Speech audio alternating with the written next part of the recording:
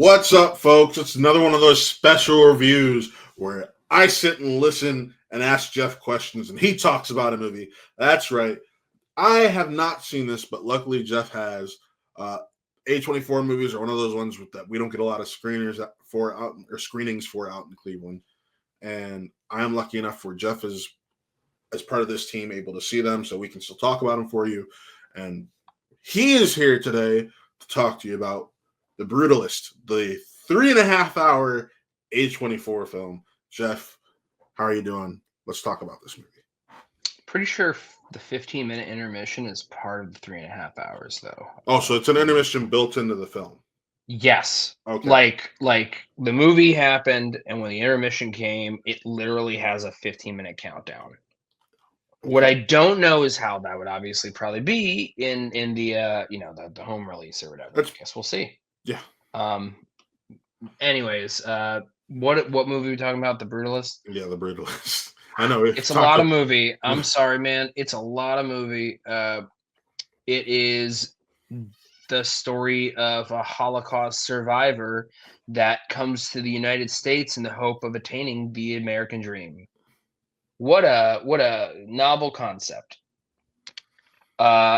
That makes me sound sarcastic. I was being a little sarcastic. This is one of the best movies of the year.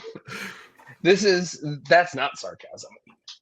I haven't seen Brady Corbett's directorial debut, which was Childhood of a Leader. I have seen Vox Lux, which I know some people really like.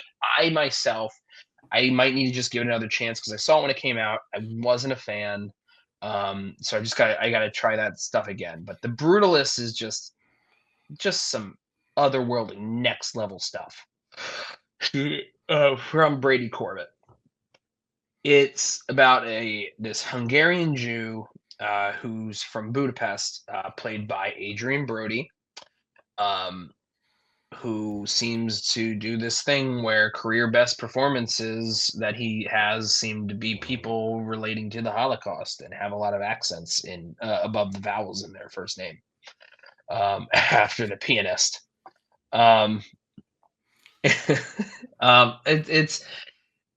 It's really hard to like dive into this in a way that does it justice, because if I just describe what it is, I don't think that it'll make it sound as appealing as the act of watching it is. He was an architect, and he was forced out of his home, obviously, and he came to America, and he's staying with his American cousin, and he ends up the largest chunk of the movie, it revolves around the fact that he comes to stay at the home of a very wealthy American businessman played by Guy Pearce, where he goes from, and the idea is that he has been hired to, as an architect, to build something that this rich man wants to be a testament that people will remember him by, but he wants it to be named after his mom because, I want to leave this monument to my mom, and it needs to be all these different things at once. That's something that like the community can all love and indulge in and be a part of. And Laszlo Toth, the name of his character, he is an architect that is always looking to push forward, very modern type, a lot of concrete and marble, and like look at the logo of the movie. I don't even know how to point on this thing anymore. The logo on the movie there, do you see that? Like The Brutalist? The credits come out like that, like the way they are in the trailer, where things just go side scrolling in this odd angular sort of way. That's how he wants to build. That's the kind of architecture that he builds too. And it is the story of the trials and tribulations of this immigrant who is trying to make his mark in a country that really doesn't want him there, and trying to leave a legacy behind in a country built by immigrants, survived by immigrants, that doesn't want anything to do with immigrants. And it's this very deep, complex series of events where it feels like maybe not a lot happens in the macro, in the grand scheme of things for, the world of the country. But for these characters, this is the most important thing that could ever happen for a number of reasons. All the while, he is writing to his wife, played by Felicity Jones, who he was separated from during the Holocaust. She is alive, and he wants to figure out how he can actually have her come to the States as well, and how they can survive in the States in this post-war era, and where they're now both Jewish immigrants in a country that is less than welcoming to them. And it goes in a lot of interesting directions, and it travels around a lot. We get to go to Italy, we get to go we're in Pennsylvania. I was very excited, as a Philly guy, to be able to see, like, oh, a large chunk of this movie takes place in Philly. It goes up to Doylestown. Old Philly. I don't really go up to Doylestown much, but I bet it's nice up there. It's a lot of movie. At 3.5 hours, there are many words that can be described for it. Immense. It is an immense film, an immense achievement. There, where I feel overwhelmed in the act of discussing it.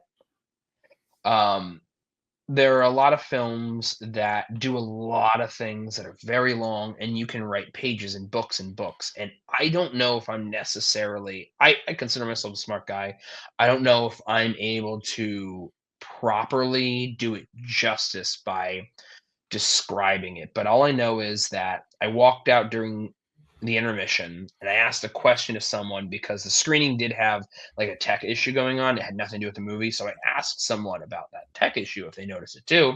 He said, I have no idea. I was just so taken by the film. I didn't even notice it. I was just watching the movie and I'm thinking to myself, yeah, it is. It's great. That's just my technical brain going off. But it's it's so much. It's so much, and I just keep saying how much it is, and it feels like I'm just kinda circling on it, dude. So Yeah, tell us a little bit about Adrian Brody's performance. Adrien Brody has to do a lot here. He has to play a man who has his convictions, who doesn't want handouts, but also relies a lot on handouts at the same time. He doesn't want to tell anyone that he doesn't want to ask anyone for anything, but he definitely will take if he needs to. It's he also very clearly has a bit of a heroin issue because in coming out of the Holocaust and coming to the States, and he had been injured along the way. It's just something that on the boat on the way to the United States, the doctors happen to have, and that's something that affects him. Oh, not necessarily as much as you might think, but it's definitely something that contributes a significant way to his character. Um, he has to juggle this determination with the idea of someone who is so wounded by his past, by the things he's had to go through.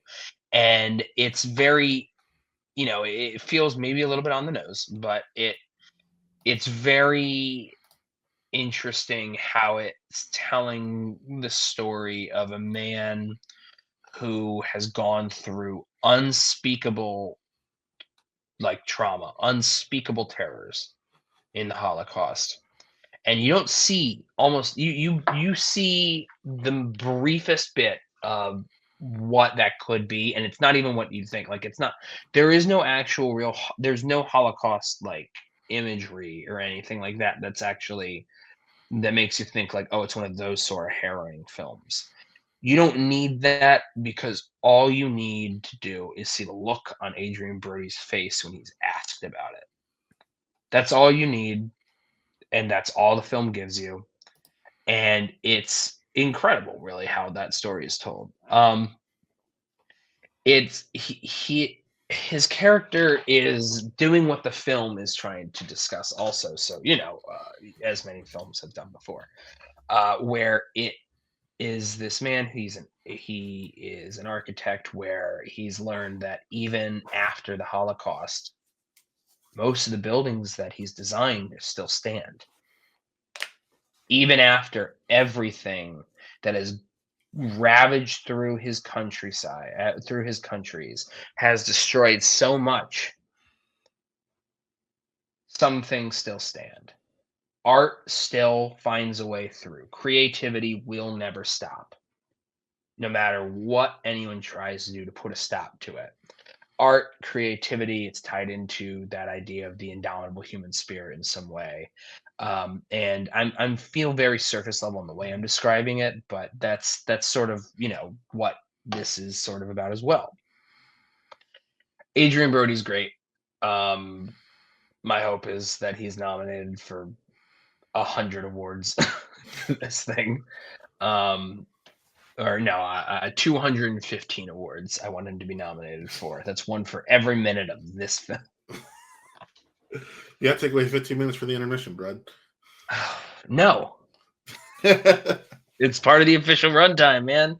And I don't know, maybe I'm wrong. I just know that my screen started at 6 and the movie ended at 9:30, or the credits started about 9:30, and there was an intermission in the middle, so it makes me think maybe it is a little longer than that. I don't know, but he's great. Felicity Jones as his wife, also really good. Really, really good. We have Guy Pearce as the very rich man, the Harrison Van Buren, who has him stay on his property to help him build this immense facility, this immense place that's supposed to be a community center for Doylestown, Pennsylvania. But it's not just a community center. It has to have a theater, and it has to have a gymnasium, and it also has to have a library, and also at the center of it all, in order to get funding, it also needs to have a church in it and a place of worship, and very conflicting series of things that all need to somehow work together. And that's this movie. It's all these people that are very conflicting, and can they work together and whatnot. And Guy Pearce is I don't know if you know this, but he can chew scenery. Yes. Like the moment he arrives on scene in this film, where there are people who are doing incredible work throughout this film, in very like subtle ways, where they're just sort of I don't know, they're underplaying things, they're letting the material speak for itself. Guy Pearce comes in like a fucking bat out of hell, and you can literally see him bite the sides of the theaters, the screen, with how much he's chewing, with how much he wants to chew this. He's great as well. That's not to say he's not chewing it quite as much throughout, but it's more of like, oh, as soon as he came on screen, I'm like, oh, is this going to be one of these Guy Pearce performances? Sort of, but in a way that works, actually. We also have Joe Alwyn, one of that famous singer, one of her exes. Yeah. That one, I knew who it was. I just wanted to make it seem like I didn't. I just know him for being a creep in Kinds of Kindness. He's good in Kinds of Kindness. He's good in Billy. What is it? Billy Long's Halftime Walk. Yeah, Is that what it's called? Mm-hmm. I don't actually. I think that movie's fine. He's good in it. I like him in The Favorite. Joe Alwyn is good here too. He leans a little bit into the Mid-Atlantic accent in a way where I'm like, huh, but I didn't mind it, because it's interesting that Mid-Atlantic accent. The one that died alongside Katharine Hepburn. For people who actually speak with it, I mean, he's good there as well as a British man doing a Mid-Atlantic accent. Alessandro Nivola, he's only in the film for a certain period of time, but he makes the most of it, and he really leaves an impression where at the end I'm like, wow, 3.5 hours of this movie, and one of the things I think of is, I wish I had even more Alessandro Nivola, and he's only in a small chunk of the film. That happens. That happens sometimes. I've loved Nivola, all the way back to being Castor Troy's brother in Face Off. Listen, I still love him in Many Saints of Newark. He's the best part about. Oh, he's so good in that movie. That movie should have been a miniseries, or should have been like a 3-hour gangster epic. And next week you can hear what I think about him in my review for Craven the Hunter. Yeah, so there's a lot. The movie's a lot. It's really overwhelming. It's really overwhelming. It's overwhelming, but somehow I didn't feel exhausted by it, if that makes sense. It's very, there's some deep, heavy stuff being dealt with, but I never felt like I was exhausted by it. I don't think it has necessarily like, the 3.5 hour. I know you're not necessarily as high on it as I am. The energy that like Scorsese brings to Killers of the Flower Moon. No, I Um, love Killers. You're thinking of me and the Irishman. That's what it is. But even those two, like there's he has he has this energy that can power through there. I never felt the runtime so much as I felt like this is a lot of movie.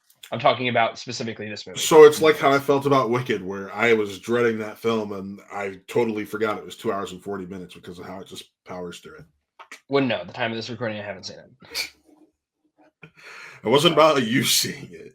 I know. I'm just saying, you said it as like, oh, so it's sort of like this. I'm saying, sure. I don't know. I haven't seen it. I can't confirm or deny. But it's it's a great movie. I think it's one of the best movies of the year. I've really loved a lot of movies this year, but haven't felt like they were like the top of the top crop. This is right up there for me. This is a 5 out of 5. Like this is just like this is a movie where from start to finish, I am just like kind of enamored with what they're able to accomplish. The epilogue to the film, it's broken up into three chunks. There's the first half intermission, and then there's a second part, and then there's an epilogue. The epilogue it feels almost jarring to the rest of the film in a way, but the more I sit with it, the more I'm like, yes, I get it. Sure. Why not? Absolutely. I love the movie. I think it's one of the best of the year, like I said. I will be thinking about it for a long time. All Yeah. right. Well, with that, folks, that's our review for the Brutalist, or in this case, Jeff's review. And and for those of you who don't follow us already, be sure to check out everything we do over here on Runtime. We do reviews, which you got a ton of them this month. We do reactions, and we also have a sister channel, What Real Gaming, where all of our Twitch streams run by one of my business partners, Taylor Cleek, go to live as VODs after the fact. He makes some clips from them also, which can be pretty fun. So be sure to go check that out, plug in that. Also, if you haven't already, check out our podcast series we have going on right now called Views from Metropolis, a podcast on the Man of Steel leading into James Gunn's Superman from his birthplace, because Cleveland, Ohio is where Superman is from. You can't tell me otherwise, because that's where he was created. And I'm from Cleveland, and I want to share that love with everyone around. Can't tell you otherwise. That's just where he was created. What do you mean? Like, yeah. Because people try to say, no, he's from Metropolis. No, he's from Smallville. No. Cleveland. That's fictional. Yes, they're fictional, but he's still the real place, Cleveland. And Cleveland, unfortunately, is not. But be sure to go check those out and all the other reactions and reviews. And this upcoming week, we got quite a few reviews for you. I think there's Nickel Boys, or that might be this week too. Oh, it's been a lot. This is what we in the industry refer to as Hell Month, because there's so much you see in a short period of time, and it is a lot to just dig in on. So, the reviews for Nickel Boys should be dropping. Reviews, if you haven't already seen them, for Night Bitch, at the time of this coming out, Craven the Hunter review will already be out. Sonic review will be out next week. Mufasa, A Complete Unknown, Nosferatu, all those will be out in that time. So be sure to come back and check those out. And with that, folks, signing off, I am Matt. That is Geoff. And this was another Real Review. We'll see you next time.